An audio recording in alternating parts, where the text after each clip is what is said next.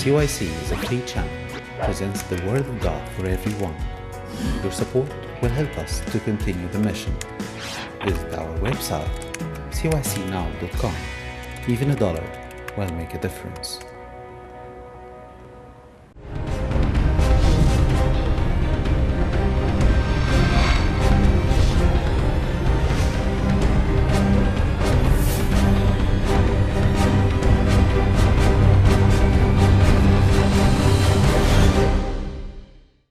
Nagib, who would like to discuss for us all the different things about getting into physical therapy and what it entails. Hi guys, I've been graduated in 2011, so I've been working at a hospital for 2 years. Now all the schools, all the programs are DPT programs, which is a Doctor of Physical Therapy. So you get your doctorate degree in physical therapy after studying and successfully completing the program. A lot of people think PT is just massaging. Like you tell your parents, I want to be a PT. They're like, no, all you do is massage, because that's kind of how it was like in Egypt. But here it's completely different. And maybe it was different in Egypt too, but there was just a misunderstanding. So we work on restoring function, like due to an accident or some kind of illness or a stroke or some kind of trauma, a car accident, or you're playing sports and you fell. It's a lot of fun. I love it. We are experts in muscles and joints and their relationship with one another. And you can work with people all ages, either like you could work with babies, you could work with in pediatrics or geriatrics, which is working with the elderly and middle-aged men and women, all ages in between. So you can work in inpatient or outpatient. We were playing volleyball or something and we fell and we sprained our ankle. So we can still go back to daily life, we can still go to school, we can still go back home. We don't really need to be admitted into a hospital, but we would probably need outpatient services, which is 2 to 3 times a week. You would go to an outpatient therapy, a private practice, and then you would receive therapy for 45 minutes to an hour, 2 to 3 times a week. They would give you a home exercise program that you could follow so that they could eventually graduate you from the program, that you won't need physical therapy services anymore, and you can kind of maintain your own like rehab program on your own, guided of course by the therapist. Inpatient is, let's say you were playing a sport and you fell and you broke your ankle, not just a sprain anymore. So you broke your ankle, you need to be admitted into a hospital, your bone is sticking out of your leg, okay, and then you need an orthopedic surgeon to take a look at you and see, do you need a cast, do you need surgery, do you need screws, anything like that. You're probably put into a cast for like 6 weeks or something, and then they'll say you can't walk on this leg, so they give you some crutches. So you go from inpatient, which is that you needed surgery, you needed to be admitted into a hospital, and of course surgery takes a long time, so you're probably going to need to be monitored by the nurses and doctors will check up on you. But a lot of times what you do is that you go through the inpatient to outpatient. So let's say a patient had a stroke. So they're admitted into the ER, and then the doctors take a look at them. They need to be admitted, monitored, medicated, and then the PT at that point, sometimes the patient can't even get out of bed because they had a stroke and they're really involved. There's a lot of brain damage, a lot of muscle damage. So you can work in acute care. Acute care means that it just happened. So one of the advantages of my job is that I get to work in all kinds of settings. I work in inpatient and outpatient, and I rotate every few months. So I have been at the bedside of a patient who just had a stroke like a day or 2 ago, and they can't get out of bed. So my job is to teach them ways to efficiently do that without hurting themselves, and also sometimes with a patient who had a stroke, for example, they're not aware of their own limitations. So you have to discuss safety awareness and just proper ways that they could do that so that they can get about. We're all about function. So we don't just say decrease pain. Decrease pain, why? Decrease pain so that patient can go about their daily activities, and increase left muscle strength so patient can get in and out of bed independently and not with 2 people there helping them out of bed. Ida, I have a question. Sure. I think this career, is, as you described this, might be appealing to many people. Can you describe for us what are the grades that you might need, SAT scores, and what kind of classes you might need to take, and what's the job market like? Yeah, so I think there are about 4 schools, maybe some more, Yeah, so the only school that I'm aware of now is NYIT, which is where I went, that has a 6-year program. I'll go into some other schools, but this 6-year program, they do not accept transfer students. So you need to know that you want to do PT from now so that you can apply before the deadline, and it's a 6-year program. So it's 3 years pre-professional, what they call, which is your undergrad, and then 3 years professional, graduate. So it's a 6-year program, which is less time than any of the other programs. And you graduate with your DPT and your also Bachelor of Science degree throughout the 6 years. For that school, so they do not accept transfer students. Your GPA needs to be a high school GPA of 90 or a 3.0, and then you need to maintain a 3.2 to stay in the program. So there's this other test called the GRE. And that's like a test that you take to go into grad school. This is the only school that does not require for you to take your GRE.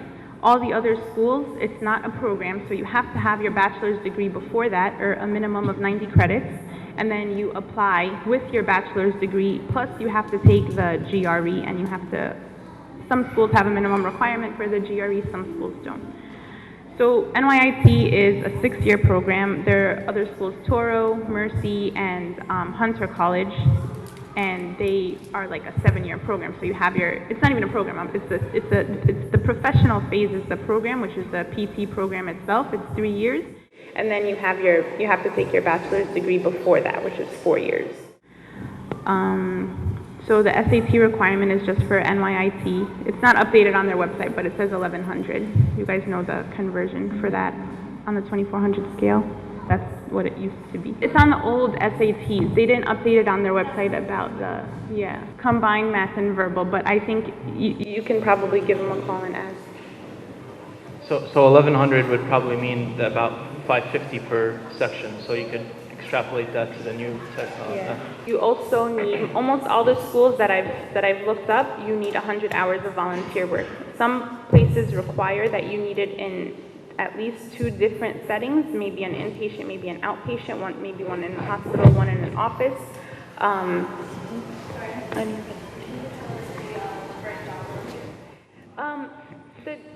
They need PTs. And it's not hard to apply. I mean, I applied and I got a job within a couple months, within 2 months maybe. And I think most schools will say that you can get a job within 3 months of graduating if you're searching, like right after you graduate. Just sorry, one more thing to clarify. You said that you might need some volunteer work. Does that need to be while you're in high school, or is that something that you do it's before applying. Like you need it on your application where you applied. It could be paid or unpaid. So if you worked as a PT aide, for example, as an aide in a physical therapy office, that'll count as well.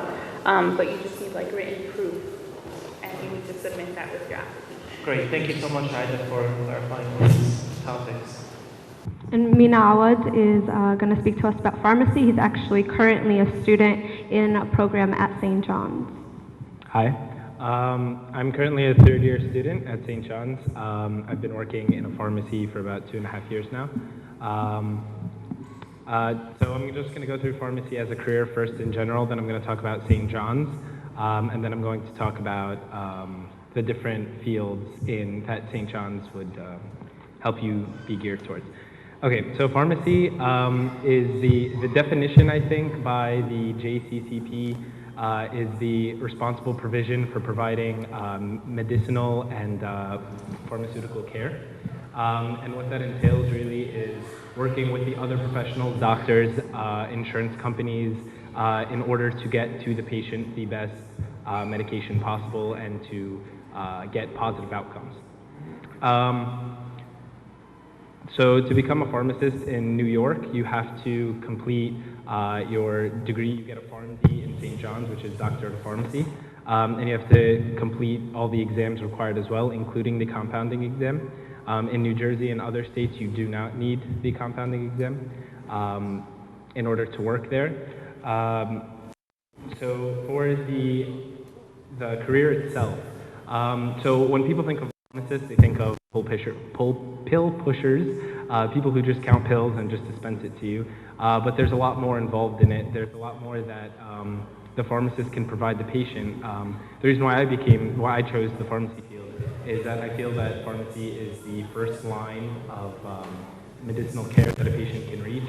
Like if there's something wrong and you're at a pharmacy, you're at like any chain pharmacy trying to get any medications because you're not feeling well, the first person you could speak to, the first medical professional that you can get in touch with is the pharmacist, who can give you great advice on what you can do or whether you need to go see a doctor if there's something more severe.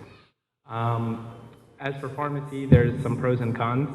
The pros are for sure that it's, when you think of pharmacy, you think a stable job. You get to work during the days and you get to get home most nights, spend time with your family, weekends off for most people. It's very like safe and a very routine job. And that kind of leads into the cons, which is that it is a routine job. So when I was applying, I know a lot of my servants told me not to. They said, you have too much of a personality to put it behind the counter. That's what I was told. But I disagree completely because you get to interact with a lot of different people throughout the day. That's your job. Your job is to deal with patients all the time, and patients who are sick, that need your help, that rely on you to give them their medication, make sure that it is the best thing for them. The first line of help, exactly. Can we just cover how is the economy, how's the job market? So the job market is really good.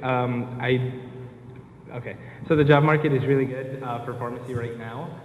You will, from what I hear, you will definitely get a job when you graduate St. John's Pharmacy, at least as a floater or a part-time pharmacist who moves from location to location to fill in for any pharmacist who can't come in. So when you graduate, it's from what I hear now, it's guaranteed a job. To get into St. John's Pharmacy, you need a minimum of, as of 2010, a minimum GPA of 88 or 3.3 on the 4.0 scale, and out of 2,400, a 1,900, and out of the 1,600 math and critical reading, a 1092, so almost an 1,100. So next we have Marina Moncarios, who will discuss for us teaching and education career and how to get into that career and what it entails. Okay, so for high school seniors, I'll be discussing Queens College and Hunter's requirements for education. There are two different programs. You can either do early childhood or you can do childhood. And then there's, the upper grades for middle school and high school. The requirements, a B average, okay, 80 and above, 3 years of math, 4 years of English, 2 years of lab science, and 4 years of social studies, and 3 years of foreign language. Okay, that's before applying to college, okay, for entering as a freshman. Your SAT is 1100 in reading and math, ACT of 22 or better in English and math, and, well, they say GED of 3500 or better, okay? So the program is very simple, but you have to maintain a B average to stay in the program, okay? And it's a co-major, so basically you have to complete liberal arts or sciences program next to it. And the job market it's hard right now, but I don't think it'll be hard later on by the time you guys graduate. But it's basically who you know. You need a principal to nominate you. So you might work a little hard on that, and that's about it. I had just a clarification point. You mentioned both SAT and ACT. Yeah. Do you need to take both of those, or is one sufficient? They're saying both, so SATs and an ACT. Okay, thank you. Okay. After you graduate dental school, a lot of people do residency, which is what I'm doing right now, which is basically a further training in a hospital setting. It could be a very exciting and enjoyable career, but you have to be interested in it and you have to know where you're going with that. You can literally study anything you want, anything you're interested in, and the most important thing is something that you're going to get really good grades in. You also have options of subspecializing. You could be a general dentist, or then you could pick if you like one area more than others.